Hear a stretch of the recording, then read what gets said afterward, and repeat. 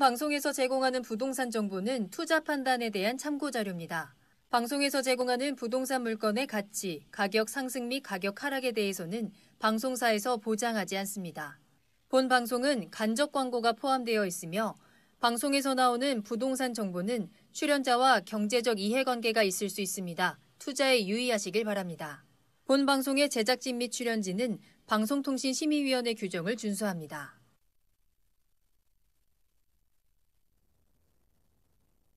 부동산의 모든 고민이 통하는 길 부동산 시그널. 안녕하세요. 저는 진행의 한보람입니다. 지난해 전국 시군구 중에서 땅값이 가장 많이 오른 지역 어디일까요? 바로 3기 신도시 개발 그리고 서울 지하철 3호선, 5호선 연장 등 이 개발 호재에 따른 기대감으로 땅값이 6.9% 오른 하남시였습니다. 서울 안에서만 살펴보자면 서울 25개 자치구 가운데에서는 강남구가 영동대로 일대 개발에 따른 기대감으로 가장 높은 땅값 상승률을 나타냈습니다. 하지만 한편 정부의 잇따른 집값 안정화 대책으로 인해서 주택시장이 조금 위축이 되면서 이 전국 땅값 상승률은 그 전년도보다는 둔화된 것으로 나타났습니다.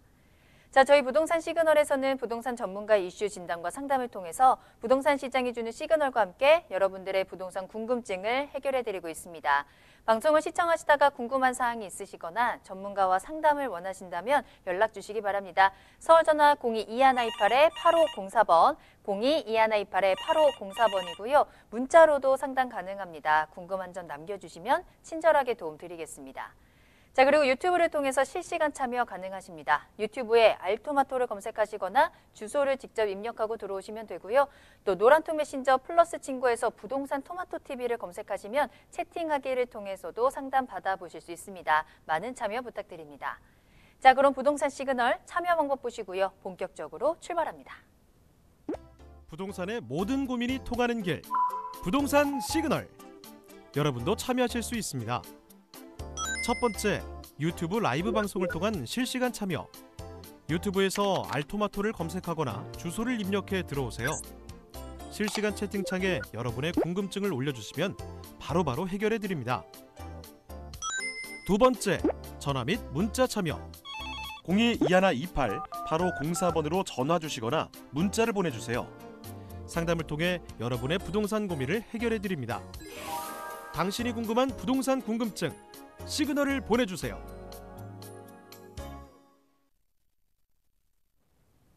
네, 오늘 함께해 주실 전문가분 소개해드리겠습니다. 오늘 JYP홀딩스의 김광섭 이사님과 함께합니다. 이사님 안녕하세요. 네, 안녕하세요. 네, 올해 작년 같은 경우는 상저하고라는 현상이 좀 뚜렷하게 좀 나타났습니다. 또 이제 2019년도 이제 하반기, 소위 말하면 이제 상반기 쪽에서는 전세가가 좀 안정세를 좀 보이다가 2019년도 이제 하반기에 접어들면서 전세가가 좀 많이 올라가고 있는 그런 추세를 좀 현재 좀 보이고 있는데요. 앞으로 이제 2020년에 대한 부동산 전망도 한 번 더 좀 지켜봐야 될 것 같습니다. 그래서 많은 무주택자분들이 어떻게 실거주로 아파트를 언제 어떻게 구입해야 될지에 대해서 한번 좀 고민을 해봐야 될 것 같습니다. 네, 설 연휴도 이제 모두 다 지나고 정말 본격적으로 2020년 시작됐습니다. 오늘 김광섭 이사님과 함께 앞으로의 부동산 방향성도 체크해보는 시간 가져볼 텐데요. 먼저 이슈 시그널입니다. 자, 이사님 오늘은 어떤 이슈 살펴볼까요? 네, 올해는 이제 그 구매력 지수, 부동산에 대한 아파트에 대한 구매력 지수를 한번 좀 살펴보고요. 또 아파트에 대한 어떤 그 연식에 따라서 이제 가격 변동률을 뚜렷하게 좀 보이고 있습니다. 그래서 어느 지역이 좀 저점을 좀 보이고 있고 어느 지역이 좀 더 저평가가 되어져 있는지를 한번 차트를 보면서 한번 보시겠습니다. 일단 영상으로 좀 보시겠습니다.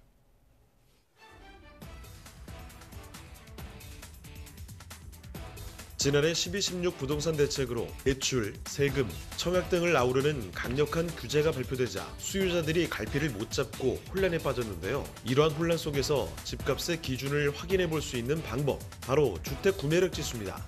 주택 구매력 지수는 우리나라 중간 정도의 소득을 가진 가구가 금융기관의 대출을 받아 중간 정도의 주택을 구매한다고 가정할 때 현재의 소득으로 대출 원리금 상환에 필요한 금액을 부담할 수 있는 능력을 의미합니다.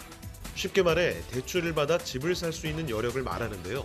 주택 구매력 지수가 100보다 클수록 중간 정도의 소득을 가진 가구가 중간 가격 정도의 주택을 큰 무리 없이 구입할 수 있다는 것을 나타내며 주택 구매력 지수가 상승하면 주택 구매력이 높아진다는 것을 의미합니다. 주택 구매력 지수가 높으면 집값이 저평가돼 있고 반대로 낮으면 집값이 고평가돼 있다고 생각할 수 있습니다. 물론 금리도 부동산 시장 가격에 영향을 주는 대표 요인으로 꼽히지만 금리만으로 부동산 가격을 예측하는 건 섣부른 판단이 될 수 있는데요. 오늘은 부동산 시그널과 함께 금리보다 중요한 주택 구매력 지수와 준공 연식에 따른 아파트의 가격 변동에 대해 알아보겠습니다. 네, 이제 현재는 뭐 저금리만으로 아파트에 대한 어떤 구매력, 아파트를 사고자 하는 의욕이 좀 많아진다, 적어진다 이렇게 좀 판단을 할 수가 없습니다. 그러니까 구매력 지수가 이제 주변 지역에는 아파트 가격, 즉 금리 외에 아파트 가격이 내가 봤었을 때는 이게 높은 것이냐, 낮은 것이냐, 소위 말하는 이제 구매력 지수를 갖고 좀 평가를 할 수가 있고요. 또 하나는 이제 소비 심리 지수입니다. 그 안에서도 이제 부동산 소비 심리 지수라는 게 있죠. 소비 심리 지수가 이제 상향을 할 것이냐, 아니면은 하향을 할 것이냐에 따라서 상반기에 대한 아파트 가격에 약간의 좀 변동이 있을 것 같습니다. 그거를 이제 구체적으로 한번 보고요. 미리 이제 앞서 말씀드려야 될 부분은 올해 이제 그 전체적인 어떤 그 개발 호재, 이 호재를 한번 조금 지켜보고 나서 구매력 지수, 그 다음에 연식에 따른 아파트에 대한 변동률 이렇게 좀 정리를 한번 해보겠습니다. 일단은 올해 같은 경우는 좀 주시해야 될 부분이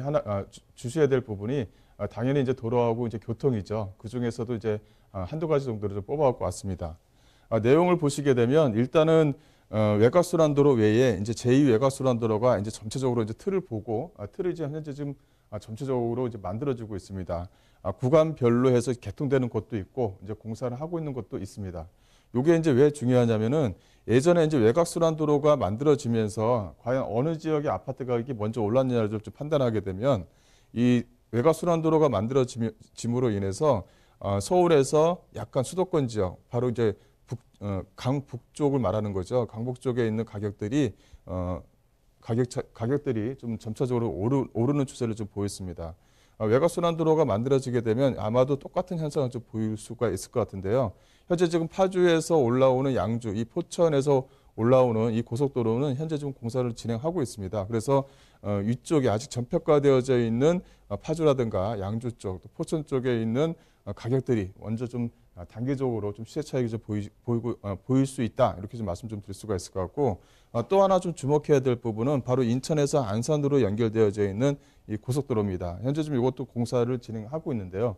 이런 것들이 한 2023년에서 한 2025년 정도가 되면 전체적으로 윤곽이 좀 만들어진다. 이렇게 좀 보시면 될 것 같고, 외곽순환도로, 제2 외곽순환도로가 만들어지게 되면 아주 저평가되어져 있는 지역들의 지역들을 좀 더 유심히 좀 봐야 될 필요가 있다. 이렇게 말씀 좀 드릴 수가 있을 것 같습니다. 그 또 하나는 이제 광역교통망이죠. 그 올해 작년과 2019년도 예산을 보시게 되면 SOC 사업 같은 경우가 무려 한 12% 정도 크게 증가를 했습니다. 과연 그 SOC 사업이 어떤 식으로 해서 들어갈 것이냐를 보게 되면 꼭 도로와 철도망을 좀 주목해야 될 부분이 있는데요. 그 중에서도 이 광역철도망입니다. 이 광역철도망은 GTS A를 기점으로 해서 현재 지금 C 노선, 그 다음에 이제 B 노선이 현재 지금 예타를 좀 예타를 통과를 했고, 현재 지금 이제 설계 이제 좀 한 2년 정도가 지나게 되면 이제 그 착공을 하게 되겠죠. 그 중에서도 이제 저평가되어져 있는 지역들이 어디냐 이렇게 좀 봐야 되는 부분이 있고, 또 광역교통망이 중요하게 된 부분은 뭐냐면 바로 이 3기 신도시와 직결로 연결되어져 있는 부분이 있습니다. 그래서 이제 그 중에서도 이제 저평가되어져 있는 또 서울에 가까이 있는 지역이라든가 서울의 인근에 있는 지역들이 과연 저평가되어져 있는 지역들이 어디냐를 좀 찾아볼 필요가 있다. 이렇게 좀 말씀 좀 드릴 수가 있을 것 같고요. 그 중에서도 이제 GTX A 노선과 이제 C 노선을 이제 주목해야 될 필요가 있는 거죠. GTX A 노선과 C 노선 같은 경우는 바로 이제 강남과 이제 직결되는 철도 노선이고요. 또 이런 어떤 그 광역 철도망에 대한 이 노선 자체는 대심도로 좀 들어갑니다. 약 한 40m에서 지하 약 한 50m에서 직선 거리로해서 지나가는 부분이 있고 시속이 약간 평균 정도 시속이 약 한 120km 정도가 됩니다. 그래서 예를 들어서 뭐 양주에 있는 덕정역에서 뭐 서울에 있는 삼성역까지는 불과 이제 뭐 30분대의 진입이 가능하기 때문에 철도망에서는 상당히 좀 획기적이다 이렇게 좀 보시면 될 것 같아요. 그 중에서도 이제 전폐가되어져 있는 지역들, 또 앞으로 이제 그 GTX D 노선이라고 하죠. 김포에서 이제 강동에서 이제 미사로 연결되는 이 GTX D 노선이 올해 이제 2020년도에 어떤 계획 구상을 가지고 나올 것이냐도 한 번은 좀 더 주목해 보아야 할 필요가 있다. 이렇게 말씀을 좀 드릴 수가 있을 것 같고, 또 하남 미사 같은 경우는 현재 뭐 지하철 5호선, 뭐 9호선, 또 3호선 연장 사업 현재 한참 진행 중에 있죠. 이 GTX-D 노선 자체가 이제 그 사당이라든가 아니면 강남이라든가 를 거쳐가면서 D 노선에 대한 어떤 구상 계획도가 만들어지게 되면 하남 미사 쪽에서도 획기적인 어떤 가격 상승 요인을 좀 만들어낼 수 있다. 이렇게 좀 지켜봐야 될 부분이 있다. 이렇게 정리를 해드릴 수가 있을 것 같고요. 또 하나는 이제 2019년도에 약간 주목을 안 한 부분이 있습니다. 바로 이 예비 타당성 면제 사업이 통과가 됐죠. 그래서 타당성 면제 사업 같은 경우도 125조 원의 어떤 그 예산이 좀 들어갈 예정입니다. 그 예타 같은 경우는 어떤 편의성이 좀 들어가야 되는 부분이 있는데 편의성이 떨어지지만 반드시 연결되어야 되는 도로라는 것들이 있습니다. 그런 도로들을 예타를 면제시켜서 진행하겠다라는 강력한 의지가 있는데, 이 예타 면제가 됨으로 인해서 소위 말하면 뭐 광주 지역, 또 대전 지역, 또 청주 지역이라든가 이런 지역들의 어떤 그 가격 반영, 집가 반영을 순차적으로 현재 좀 해가고 있는 중입니다. 그래서 예타 면제 사업이 어느 지역으로 좀 현재 들어가느냐를 유심히 볼 필요가 있고, 그 중에서도 현재 거제에서 이제 김천 쪽으로 올라가는 이 이 철도망 같은 경우도 한번은 최우선적으로 좀 검토를 해봐야 될 필요가 있다. 이렇게 좀 말씀 좀 드릴 수가 있을 것 같고요. 현재 지금 요 예타 면제 사업에서 서울 인근 아니면 수도권, 서울 지역에 가까운 수도권 같은 경우는 수도권 같은 경우에도 철도와 도로를 좀 주목해 봐야 될 필요가 있다. 또 하나는 오송에서 봉양 쪽으로 올라가는 고속화 철도 사업도 한 번은 주목해 봐야 될 필요가 있다. 이렇게 해서 간단하게 좀 정리를 해드리고요. 이제 그 구매력 지수에 대해서 이제 말씀 좀 드릴 건데요. 과연 이제 그 우리 대한민국 사람이 적정한 집값이라는 것은 가격이 얼마냐라는 것을 한번 시민단체에서 파악한 경우가 있습니다. 그걸 좀 잠깐 갖고 왔는데, 그 연평균 소득에서 약간 3배, 4배 정도, 한국의 경우에는 약간 2억 정도가 적정선이다. 30평을 기준으로 하는 겁니다. 이게 적정선이다. 이렇게 좀 얘기를 하는 것 같고, 또 인내 가능한 집값이라는 게 있습니다. 이거는 연평균 국민소득이 약간 8배, 따지게 되면 약간 4억 정도가 인내가 가능하다. 요만큼 내가 이해를 해줄 수 있다. 이런 거죠.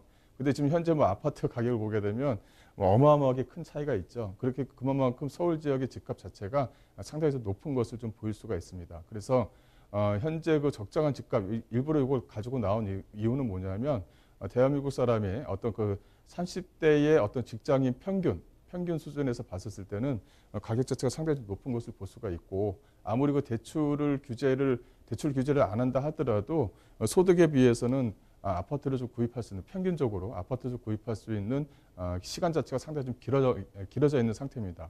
이런 것을 좀 보시면 되지 않을까 싶고요.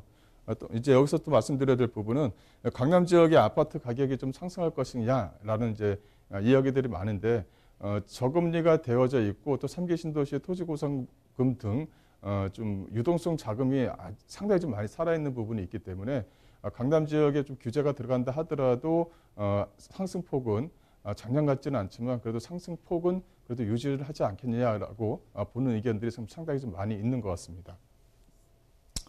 여기서 이제 주택 구매력 지수라고 이제 해서 HAI 지수라고 합니다. 요게 이제 주택 구매력 지수가 100보다 높은 경우에는 이제 구매 욕구가 강한 겁니다. 그러니까 주변 지역에 있는 아파트 가격이 요 정도면 내가 구매를 할 수 있다. 구매 욕구가 이제 강한 거죠. 그만큼 매수가 이제 우위에 서는 거죠. 그렇게 되는 거고요. HAI 지수가 100보다 낮은 경우에는 이제 구매 욕구가 약한 겁니다. 이제 주변 지역의 아파트 가격이 상당히 좀 높다. 그럼 나는 기다리겠다. 이런 게 좀 남아 있는 거죠. 이런 것이 이제 현재 금리가 많이 떨어져 있더라도 이 구매력 지수와 같이 좀 비교를 해 볼 필요가 있다. 그래서 이제 가수요층이라든가 중수요층 자체가 과연 어디로 갈 것이냐를 한번 좀 검토해 볼 필요가 있다. 이렇게 좀 말씀 좀 드릴 수가 있을 것 같고요. 서울 아파트 구매력 지수를 보시게 되면 평균적으로 약간 53.6 정도를 볼 수가 있는데, 여기에 지금 HAI 지수, 지금 9월 달을 보게 되면 약간 내려갔다가 지금 현재 약간 올라가고 있는 추세를 좀 보이고 있습니다. 이게 이제 평균적으로 3월 달까지 이 구매력 지수가 어떻게 모습을 보일 것인가를 한번 지켜봐야 될 필요가 있고요. 대치금리 자체가 전전년 대비해서는 상당히 좀 낮은 수준으로 좀 유지가 되어져 있지만 구매력 지수가 이제 크게 높지는 않기 때문에 이게 이제 아파트 가격에 영향을 줄 것이다. 이제 가격 상승 폭이 유지는 되겠지만 그 큰 폭으로는 유지가 안 될 것이다라고 이제 볼 수가 있는 거고요. 여기서 이제 서울 지역, 서울 아파트 구매력 지수를 보시게 되면 평균적으로 약간 72.4입니다. 72.4에서 기준점으로 해서 높은 경우가 이제 구매력 지수가 높은 거죠. 근데 현재 상태에서는 구매력 지수가 상당히 좀 낮은 형태로 좀 보이고 있다. 이렇게 좀 말씀 좀 드릴 수가 있을 것 같고요. 그래서 지금 현재 그 HAI 지수, 즉 구매력 지수 같은 경우는 서울 같은 경우는 그나마 수도권이라든가 지방에 비해서는 상당히 좀 높은 편에 좀 속해 있는 부분에 속해 있습니다. 하지만 평균보다는 좀 약간 낮은 부분이 있기 때문에 구매하시고자 하시는 분들한테는 일단은 아파트를 실거주로 구매하시고자 하는 분들한테는 좀 더 지켜봐야 될 시간이 좀 더 필요하다. 이렇게 좀 말씀 좀 드릴 수가 있을 것 같고요. 기타 지방 같은 경우도 이제 HAI 지수가 상당히 좀 높은 것으로 좀 보이고 있습니다. 이제 지방 같은 경우는 이제 평균적으로 내다 보니까 이런 그 구매력 지수가 나오는데요.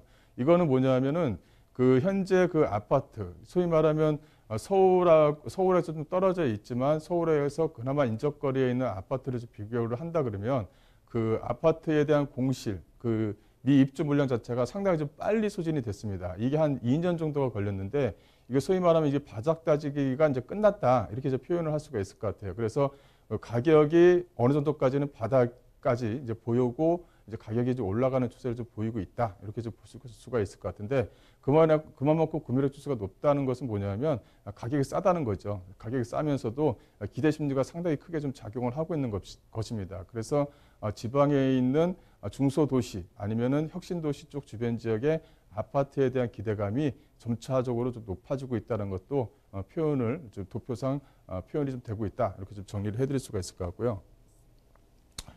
전국적으로 지역별로 매수 우위 지수를 보게 되면 수도권이라든가 수도권 쪽 주변 지역 전국적으로 평균이 약 66.4 정도를 보이고 있는데 수도권 같은 경우는 약간 82.4 정도로 보이고 있습니다. 그러니까 수도권과 경기 지역 일대 또 그 서울 지역에 있는 구매력 지수는 아직까지 전국적으로 비교를 해봤을 때는 평균 지수 약간 우위에 있다 이렇게 좀 보시면 될 것 같고요. 이제 그 마지막으로 좀 말씀드려야 될 부분은 이제 서울에 있는 전 지역의 아파트 이제 준공 연식이라는 게 있죠. 뭐 5년 차, 또 10년 차, 또 30년 차 이렇게 좀 기준을 좀 나눌 수가 있을 것 같은데 이게 5년 차와 10년 차 그 사이의 가격 변동 또 10년 차에서 30년 차를 접어들었을 때의 가격 변동이 크게 좀 달라지고 있습니다. 이 KB 부동산에서 나온 자료를 가지고 좀 말씀 좀 드리는데요. 이게 이제 밴드를 만들어서 하나의 묶음으로 해서 이제 전체적으로 보게 되면 가격이 이렇게 움직이는구나라는 것을 좀 보실 수가 있을 것 같아요. 5년 정도 되면 5년 정도가 되어져 있는 아파트 평균 준공 연식을 보게 되면 이렇게 동그라미가 쳐져 있는 것이 대단지 아파트에 대한 규모로 만들어지고 있습니다. 5년 정도가 되어져 있는 아파트에서 이제 10년 차가 넘어가게 되면 그래도 평균적으로 비슷한 가격대는 좀 유지를 하고 있는 것 같아요. 근데 5년에서 10년 그 사이에 있는 즉 뭐 6년에서 9년 요 사이에 있는 아파트 가격들은 가격 하락이 약간 좀 보이고 있는 추세입니다.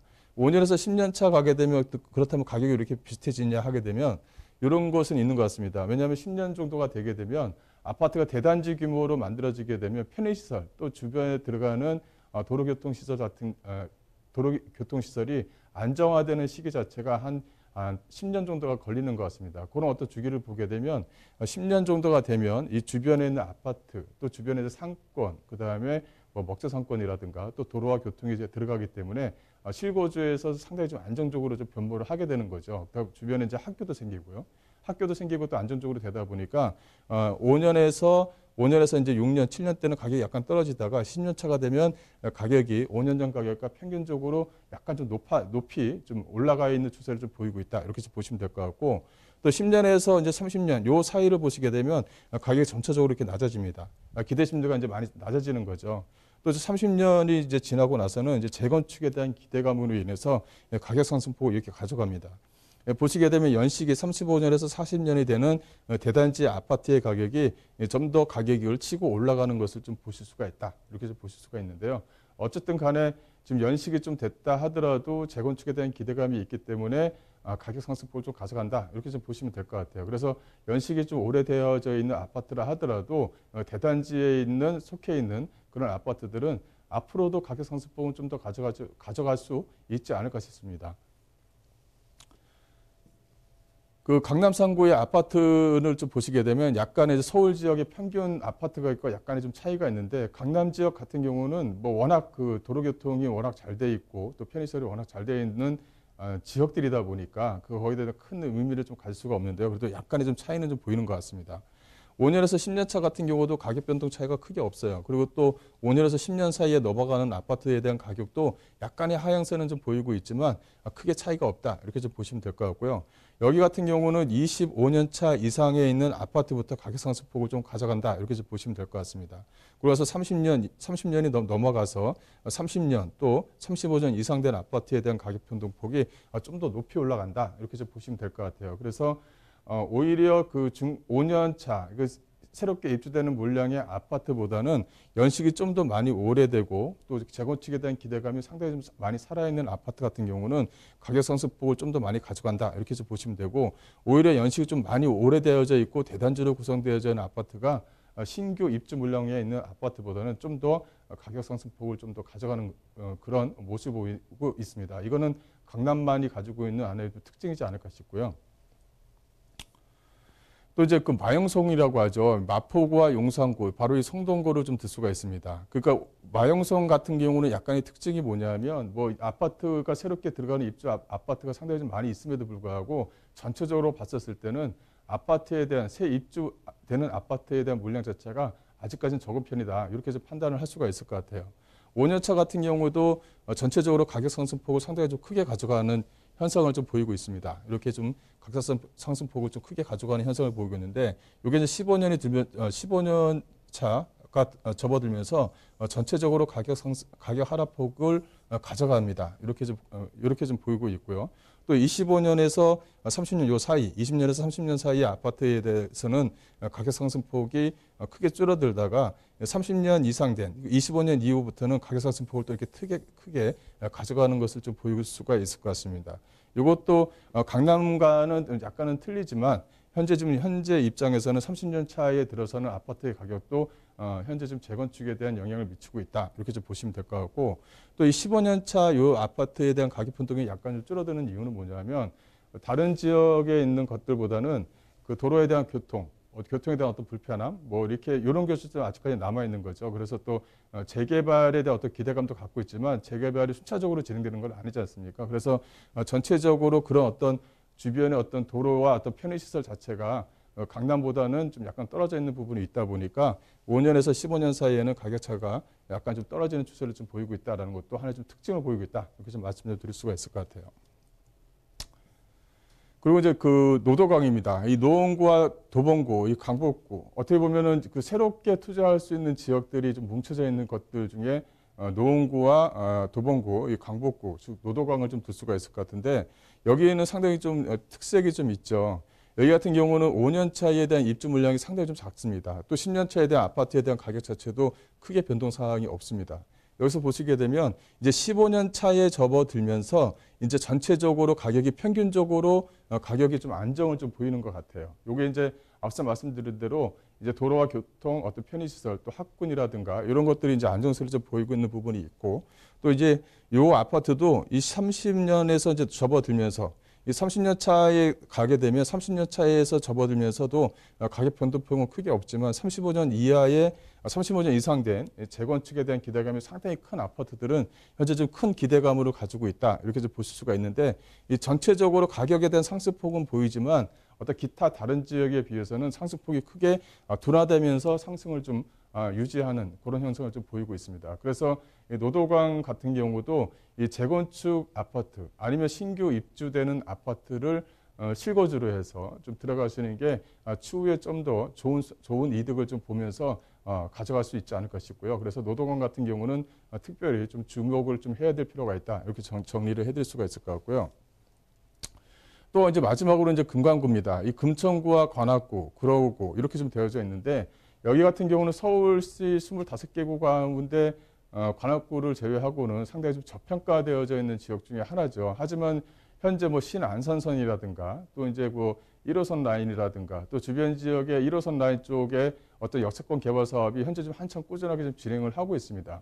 그래서 신규 입주되는 아파트들도 좀 구로구 쪽에서는 구로구 쪽이라든가 이 금천구 쪽에서는 상당히 좀 많은 아파트가 지금 현재 좀 입주를 지금 시작을 하고 있거든요.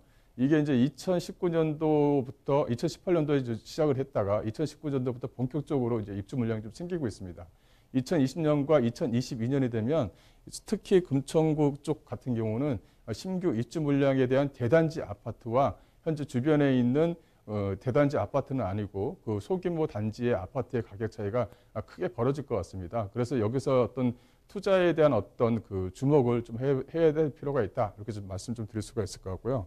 여기 같은 경우도 신규 입주 물량에 대한 아파트 자체가 그렇게 크게 많지가 않지만 입주되는 물량, 소위 말하면 5년 이하에 대한 아파트 가격은 형성을 시켜줍니다. 그 다음에 15년이 지나고 나서 10년 이상 지나고 나서 주변에 이제 도로교통이라든가 학군이라든가 이런 것이 좀 안정화되면서 가격 상승폭을 유지를 하는데 여기서 하나의 좀 더 특징은 뭐냐면 대단지 아파트로 형성이 된다는 것이죠. 대단지 아파트라든가 대단지 아파트 주변에 있는 것들이 아파트 가격을 끌어올리면서 기준이 되는 아파트를 좀 만들어버리고 거기에서 이제 좀 떨어져 있는 지역들에 대한 아파트 같은 경우는 가격 자체를 좀 못 따라오는 겁니다. 그래서 현재 추세하고 가격 차이가 상당히 좀 크게 벌어져 있는 것을 좀 보실 수가 있는데 이런 어떤 효과를 보이는 것은 대단지 아파트와 소규모 단지의 아파트에 대한 가격 자체가 크게 좀 벌어져 있는 것을 볼 수가 있을 것 같고요. 또 하나는 대단지 아파트 쪽에서 대단지 아파트 주변에 있는 아파트들, 소위 말하면 같이 이제 그 뭐 상권이라든가 이 편의시설을 같이 이용할 수 있는 소규모 단지의 아파트들은 가격 상승폭을 그나마 좀 따라가는 추세를 좀 보이고 있다. 이렇게 좀 보실 수가 있을 것 같아요. 그래서 금천구 같은 경우는 대단지가 만들어지는 아파트 주변 지역에 가까이 붙어 있는 주변 지역에 소규모 아파트가 저평가되어져 있으면 아마 실거주라든가 실거주로 해서 아파트를 구입해도 나쁘지 않다. 이런 것을 좀 현상적으로 좀 보이고 있는 것 같고요. 이것도 뭐 그 30년 이상 되는 아파트 자체도 크게 변동폭은 현재 이쪽 주변 지역은 없다. 왜냐하면 금천구라든가 구로구 쪽 주변 지역은 아파트에 대한 그러니까 아파트에 대한 비율 자체가 상당히 좀 적지요. 그래서 아직까지는 재건축에 대한 어떤 그런 것에 대한 가격 상승폭은 현재 좀 가져가고 있지는 않다. 앞으로는 이제 가져갈 수가 있는 여지는 충분히 남아 있는 겁니다.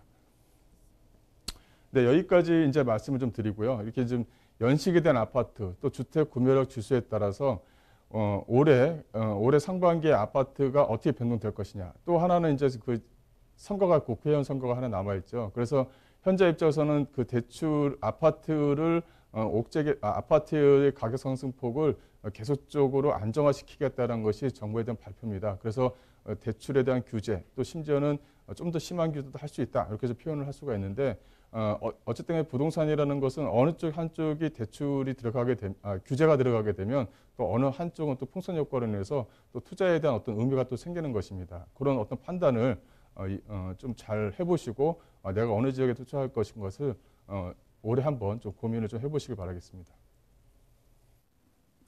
네, 오늘은 아파트 구매력 지수 그리고 준공 연식에 따른 가격의 흐름들 또 지역적인 특징까지 짚어드렸습니다. 이것이 내가 부동산 투자를 하는데 좀 기준이 되는 자료가 될 수 있을 것 같아요. 참고해 보시길 바라겠고요. 더 자세한 내용은 세미나 참석해 보시길 바라겠습니다. 무료 세미나 소식 전해드립니다. 2020년 상반기 부동산 시장 전망이라는 주제로 세미나 진행이 됩니다. 1부에서는 주거용 부동산 시장에 대한 내용 그리고 세법도 해드리고요. 2부에서는 상업용 부동산 시장에 대한 전망과 함께 투자 전략에 대해서 이야기 나눠보겠습니다. 세미나는 2월 11일 화요일 오후 2시에 진행이 되고요. 장소는 강남역 1번 출구 앞에 3원타워 3층입니다. 강의 이후에는 간단하게 상담 받아볼 수 있는 시간도 마련되어 있으니까요. 꼭 예약 전화 미리 주시고 참석해 보시길 바랄게요. 02-2128-8504번으로 문의 전화 주시길 바랍니다. 네, 그럼 저는 잠시 후에 부동산 상담 시그널로 돌아오겠습니다.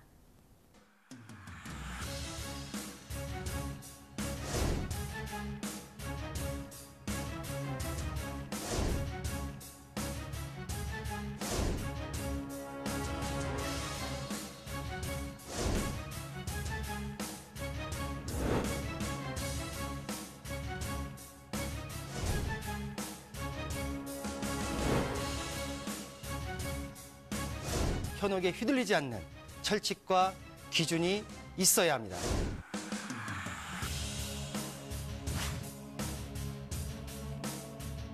여러분의 소중한 자산, 어디에 얼마나 있는 것이 아닌 어떻게 흘러가는지 파악해야 합니다.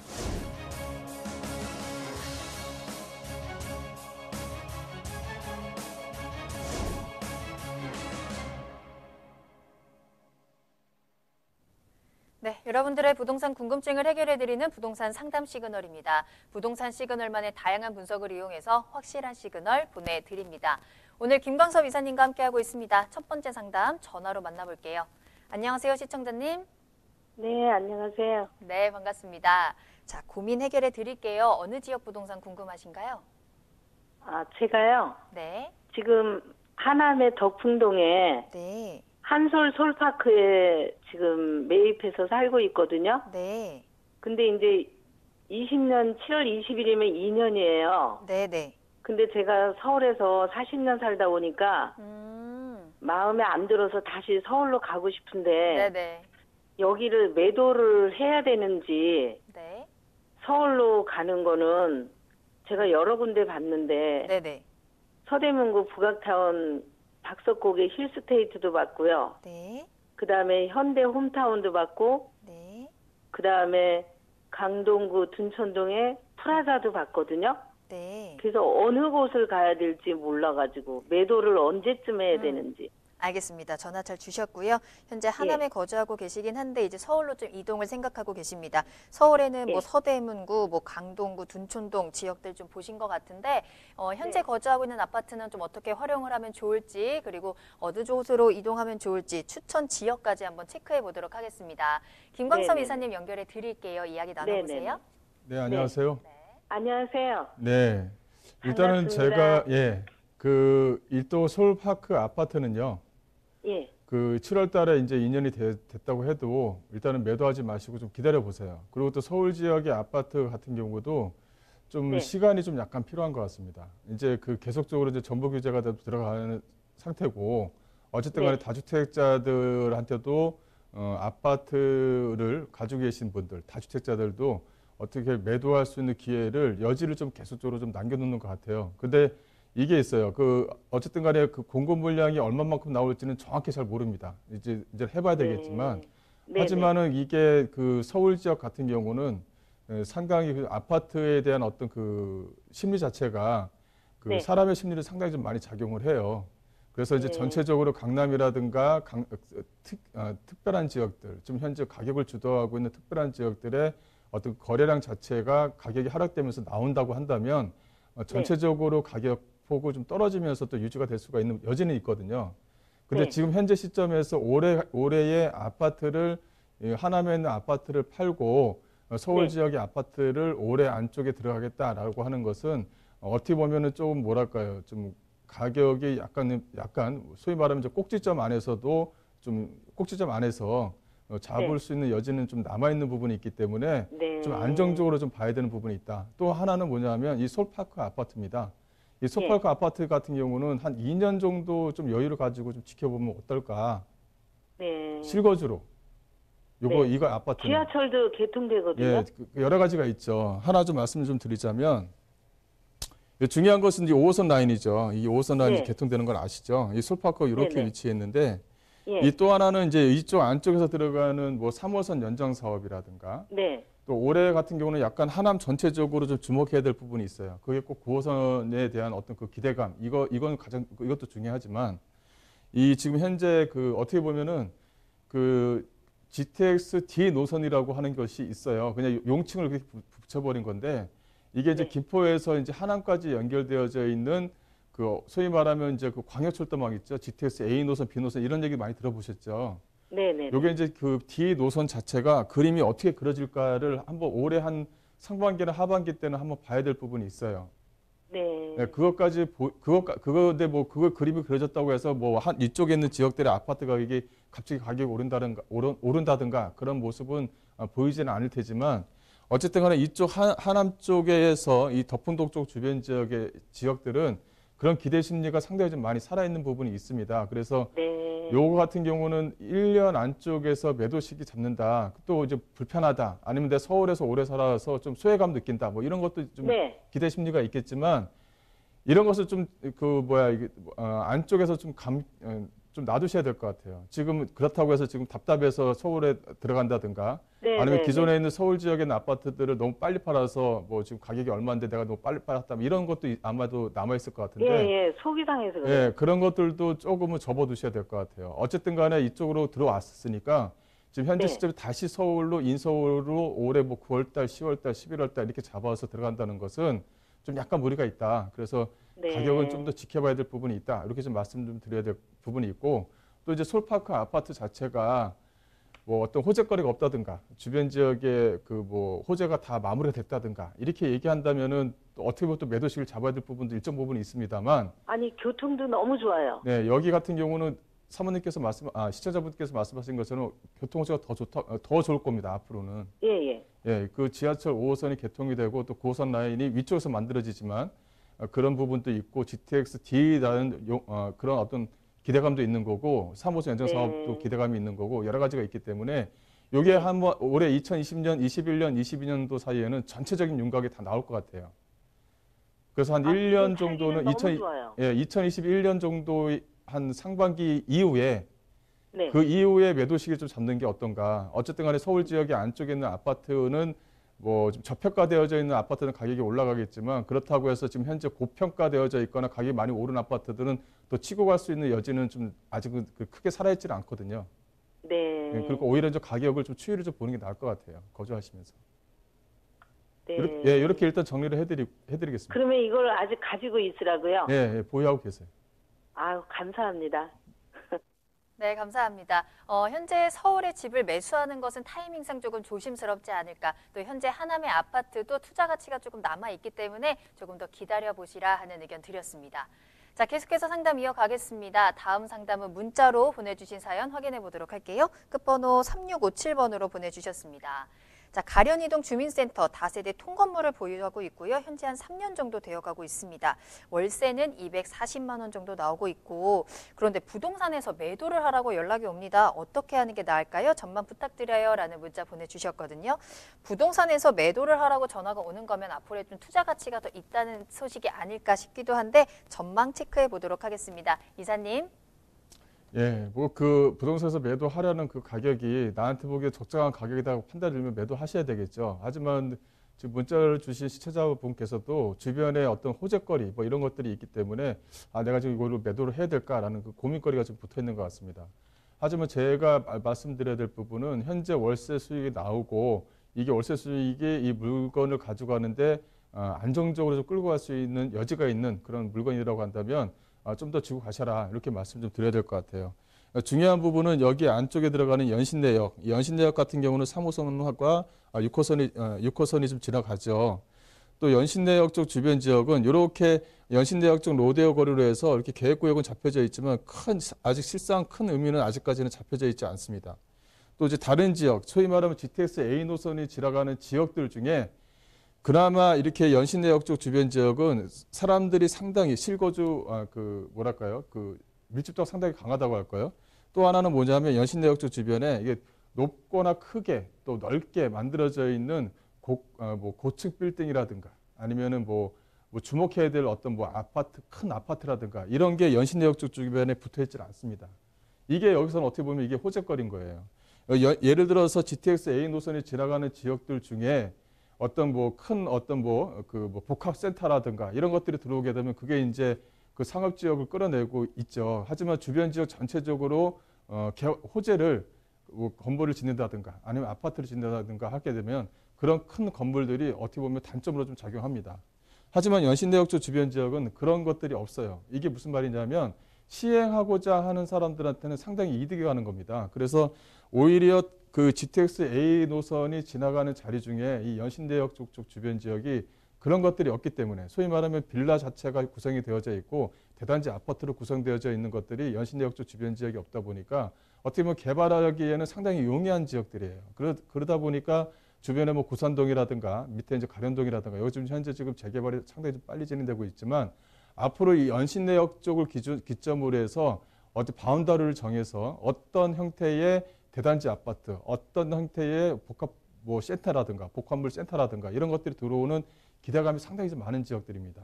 거기에 내가 통건물을 하나 가지고 있다. 이게 좀 상당히 좀 이득이 되는 거죠.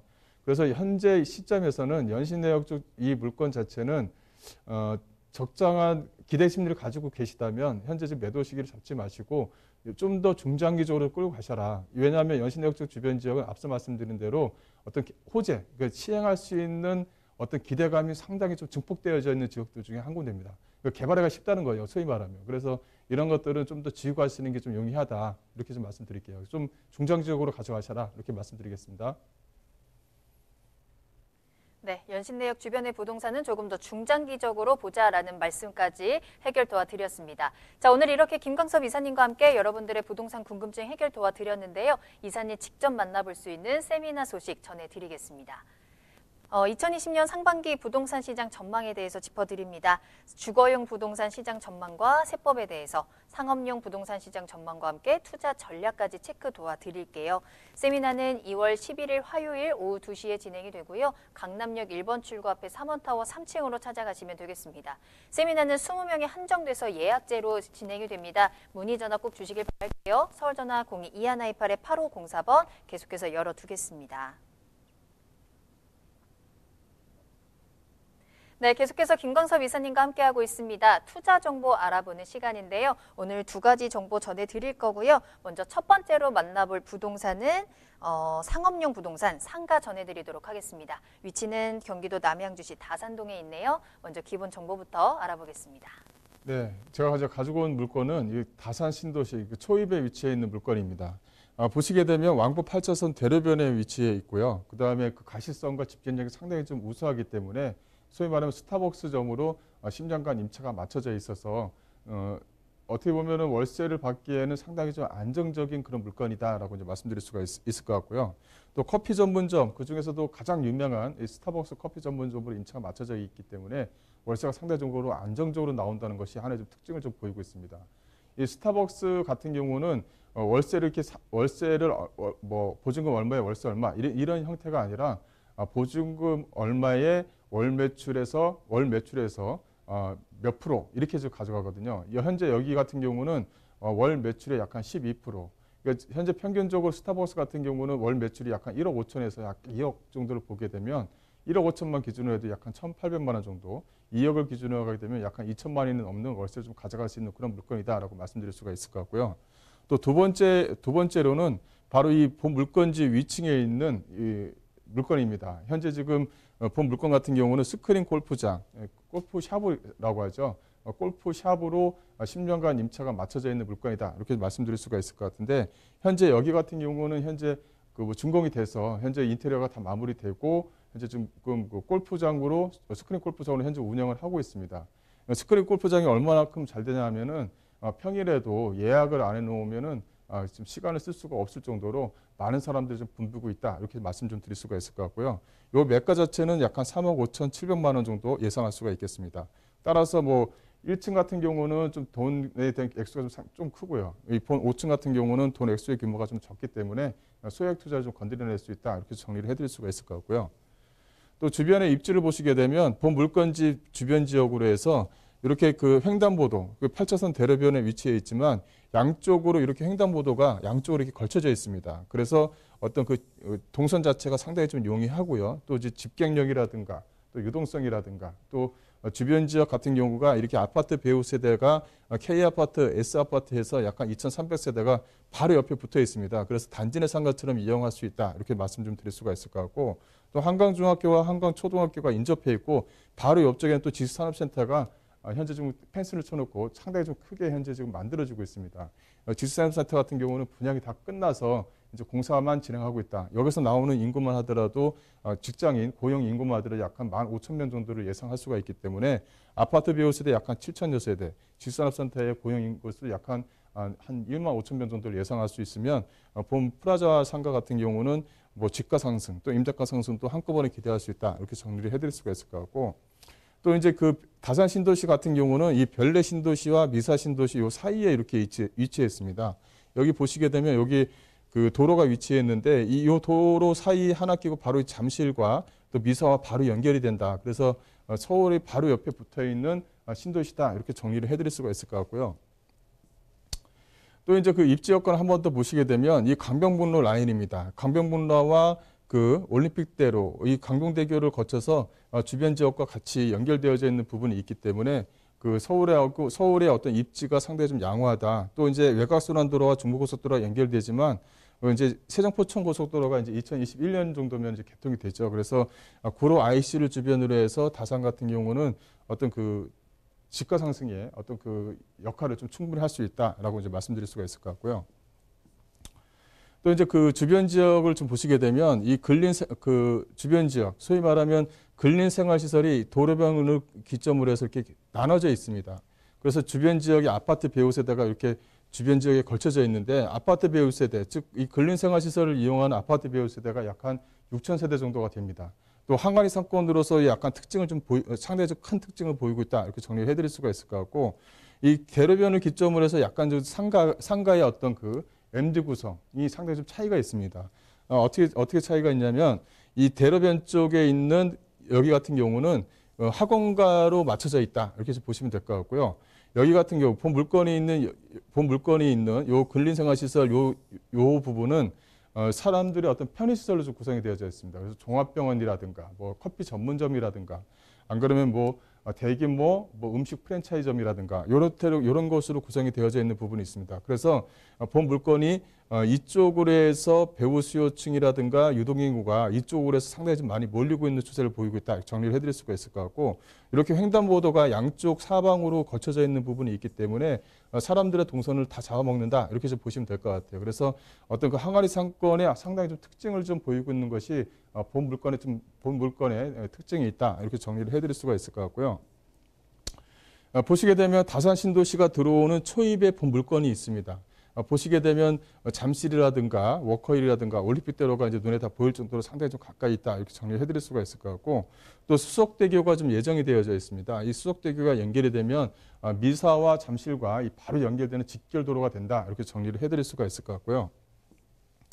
여기서 이제 호재입니다. 바로 옆쪽에 이 다산 신도시가 만들어지는 이 바로 옆쪽에 이 왕숙 신도시가 이렇게 위치했습니다. 왕숙 신도시가 위치해 있어서 왕숙 신도시로 들어가는 뭐 GTX 노선이라든가 뭐 BRT 노선이라든가 안으로 들어가는 뭐 국지도라든가 지방도로가 이 다산을 다 거치게끔 되어져 있습니다. 그래서 이 다산 신도시가 이 왕숙 신도시의 어떤 그 호재를 다 받는다 이렇게 좀 정리를 해드릴 수가 있을 것 같고 현재 좀 자족 신도시로 상당히 좀 크게 좀 개발 중에 있기 때문에 왕숙 신도시와 연결되는 산업 신도시가 상당히 좀 크게 발전할 것입니다. 그만큼 직장 수요층들이 이 다산 신도시 안에 고정 수요층으로 상당히 좀 많이 몰린다 이렇게 좀 예상을 할 수가 있을 것 같아요. 본 물건의 특징을 보시게 되면 이렇게 형태가 현재 좀 준공이 다 돼서 현재 운영을 하고 있고요. 이 대로변 쪽에 위치해 있으면서 대로변 쪽에 위치해 있습니다. 그래서 이만큼 대로변 쪽에 위치했다 보니까 가시성이 상당히 좀 우수하고 또 앞에 버스 정류장에 위치했다 보니까 집행력도 상당히 좀 우수합니다.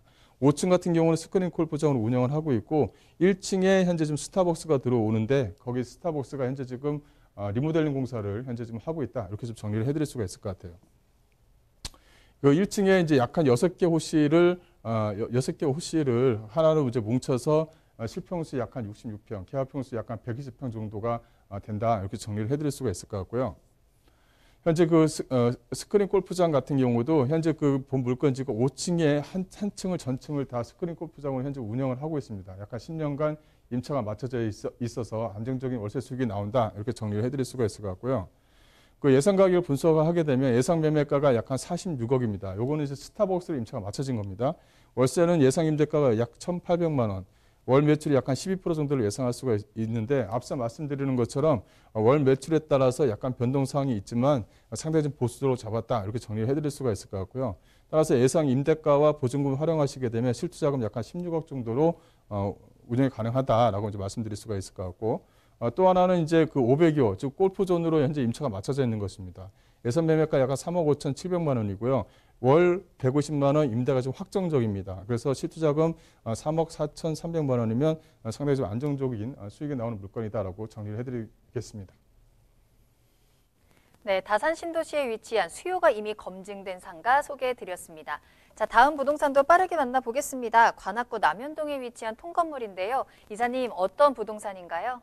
네, 관악구 남현동에 위치해 있는 통건물입니다. 통건물이 이제 두 개를 가지고 나왔는데 A동과 B동 이렇게 나눠서 말씀 좀 드리겠습니다.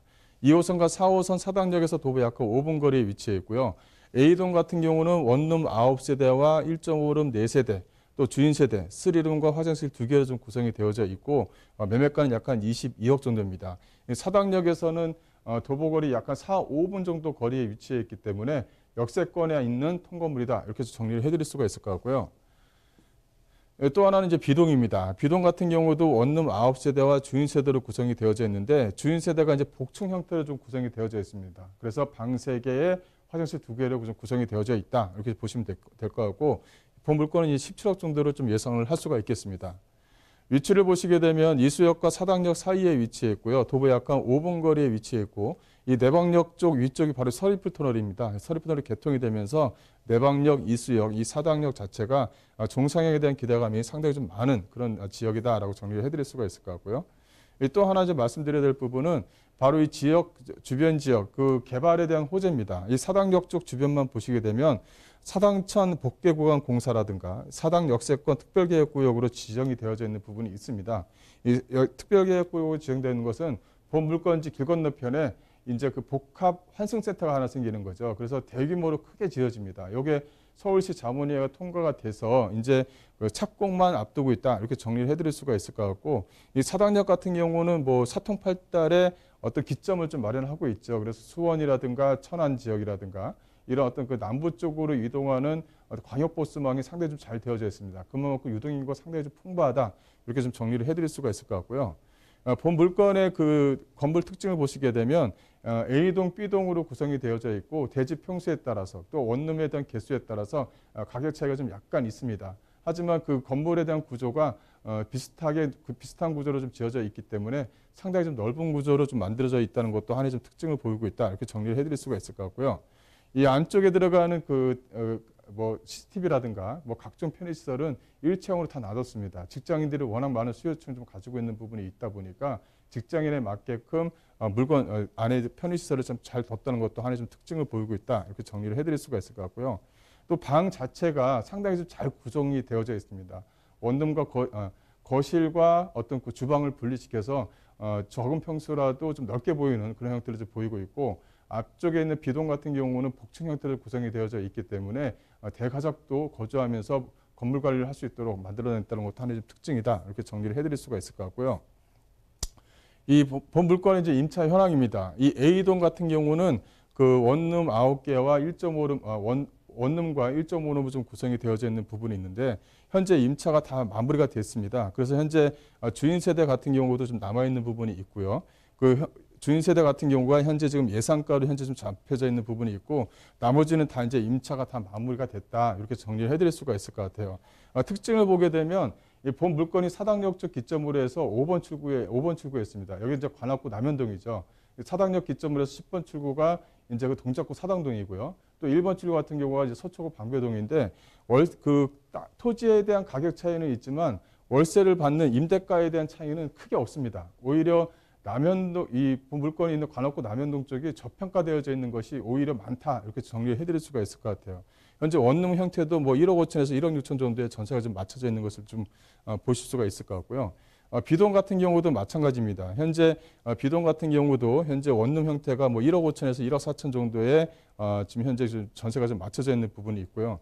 주인 세대 같은 경우는 좀 약간 좀 비오는 상태입니다. 그러니까 주인 세대가 들어올 수도 있고 주인 세대 전세를 놓을 수가 있는 경우 여러 가지가 있기 때문에 현재 주인 세대는 좀 약간 비오는 상태다. 이렇게 말씀 좀 드릴 수가 있을 것 같고요. 각각의 월세는 뭐 상당히 좀 현재 꾸준하게 월세는 좀 잘 나오고 있는 편이다. 이렇게 정리를 해드릴 수가 있을 것 같습니다. 예상 가격을 좀 분석한다면 매매가는 22억이고요. A동 같은 경우는 현재 지금 예상 임대가 그 주인 세대 전세를 놨을 경우에 약간 14억 한 200만 원 정도 월세는 약간 420만 원이 현재 좀 나오고 있다. 이렇게 정리해 드릴 수가 있을 것 같고 실투자 금액은 약간 7억 9,800만 원 정도를 예상할 수가 있습니다. 또 비동 같은 경우는 매매가가 약 한 17억이고요. 현재 예상 임대가 여기도 마찬가지로 주인 세대 전세를 놨을 경우에 12억 2천만 원에 월세 지금 현재 190만 원대가 나오고 있다. 이렇게 정리해드릴 수가 있을 것 같고 투자 금액 자체는 약간 4억 8천만 원부터 시작된다라고 말씀드릴 수가 있겠습니다. 그래서 투자 금액 자체가 뭐 7억대, 뭐 4억대 이렇게 좀 되어져 있는 부분이 있기 때문에 자기에 맞는 금액대별로 투자하시고 또 관리하시게 되면 앞으로 어떤 임대가 상승에 대한 어떤 집가 상승에 대한 기대감을 모두 다 가지고 있는 통건물이다라고 말씀드릴 수 있겠습니다. 네, 관악구 남현동에 위치한 통건물, 사당역의 역세권에 위치한 통건물 소개해드렸는데요. 더 자세하게 또 투자하는 방법이 궁금하시다면 세미나 참석하셔서 정보 얻어가 보시길 바라겠습니다. 무료 세미나 소식 다시 한번 정리해드립니다. 2020년 상반기 부동산 시장 전망에 대해서 이야기해드릴 건데요. 주거용과 상업용 부동산 시장에 대한 전망과 함께 세법 그리고 투자 챙겨가시면 될 것 같아요. 세미나는 2월 11일 화요일 오후 2시에 강남역 1번 출구 앞에 3원타워 3층으로 찾아가시면 만나보실 수 있습니다. 세미나 참석을 희망하신다면 아래 나가는 전화번호로 문의 전화 주시기 바랍니다.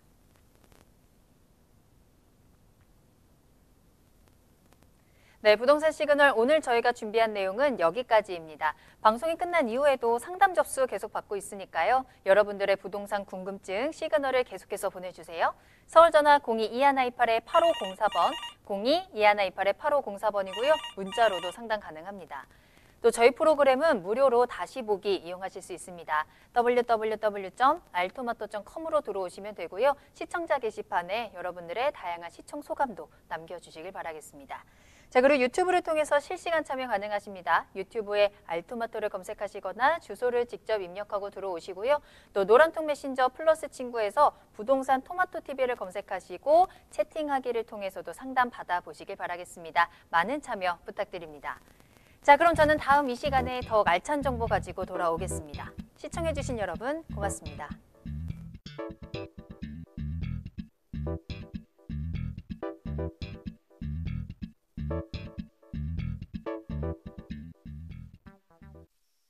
본 방송에서 제공하는 부동산 정보는 투자 판단에 대한 참고 자료입니다. 방송에서 제공하는 부동산 물건의 가치, 가격 상승 및 가격 하락에 대해서는 방송사에서 보장하지 않습니다. 본 방송은 간접 광고가 포함되어 있으며 방송에서 나오는 부동산 정보는 출연자와 경제적 이해관계가 있을 수 있습니다. 투자에 유의하시길 바랍니다. 본 방송의 제작진 및 출연진은 방송통신심의위원회 규정을 준수합니다.